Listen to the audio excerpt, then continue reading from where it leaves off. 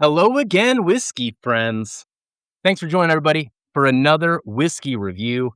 Today we are getting into the Old Forester 1920 10-year, and this is the latest 2026 release. Now, admittingly, on this brand, I have been a very negative voice on it. I was not a big fan of Batch 1 nor Batch 2, both of which I got thanks to samples from Durrell, which told me I didn't want to buy these, but recently saw this on the shelf with the 2026 release. And I thought, you know what?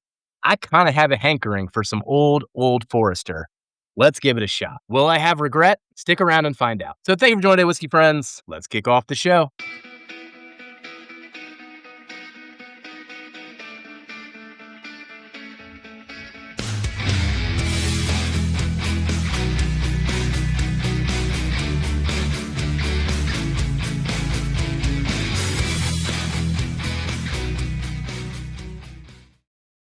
All right. So, as I said, we are getting into the 1924. This is a 10-year bourbon coming from Old Forester. Clocks in at 100 proof, and it cost me $120 at the Party Source in Northern Kentucky, which is MSRP. And as mentioned in the intro, this is actually a brand and a certain bottling that I had no intentions of really ever buying, just because the first couple batches really didn't resonate with me. I always hoped it would be just a little lower quality birthday bourbon in some way, something around that realm.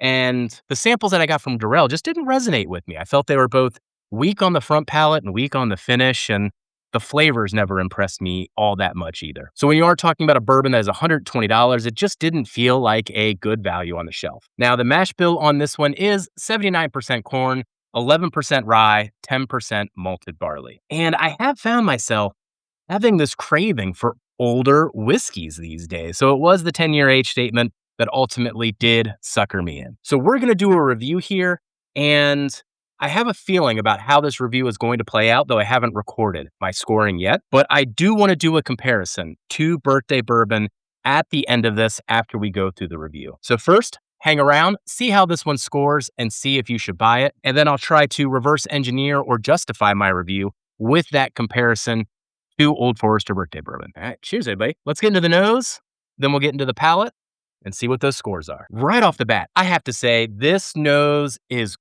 gorgeous, everybody. The oak on it is just right, even goes a little beyond that 10-year age statement by my estimation. But that oak is balanced with this beautiful layer of fruits. I'm talking cherries and berries, and just layers of it that lead this thing. But then underneath that are all these like decadent desserts, caramel, charred butterscotch, even a little bit of like a charred marshmallow, maybe even charred meringue. Not quite to the point of being double oaked or artificial, but it's just that level of char is in there, that it's like hitting the sugars with that really burnt, delicious sensation. And then the longer you spend with it and let it open up a little bit, there is that little bit of nuttiness to it, but kind of like one of those softer nuts, like a chopped even. Yeah. Gorgeous nose, everybody. Let's see if the palate can follow through. Cheers. Let's get into this thing. Oh, wow. Wow. I love quite a few things that this one is doing. First, up front on the palate, it's actually kind of light. Essentially this berries and cream kind of sensation with this underlying oak and underlying tobacco just being hinted at, but it actually presents itself very bright. But then in that transition to mid-palate, it completely mirrors everything that I said on the nose step by step. That cherry note is awesome. And that is accompanied by those layer of berries, but then all of that sweet char and that awesome oak. Once again, tastes like something even beyond 10 years. The mouthfeel on this one, it's not thin, but it definitely isn't as creamy or oily as I would want it to be from a pure sensation standpoint. But it still carries through to the finish. So the finish carries through all of those flavors I was talking about. And as they slowly disappear one by one, what you're left with really is that cherry and that oak. And I'm still tasting it now as we're talking through that. It is a standout note and a really, really exciting presentation of what Old Forester can be. I'm going to go in for one more sip. Let's see if I have anything else to say, and then we can get to the final scores. Man.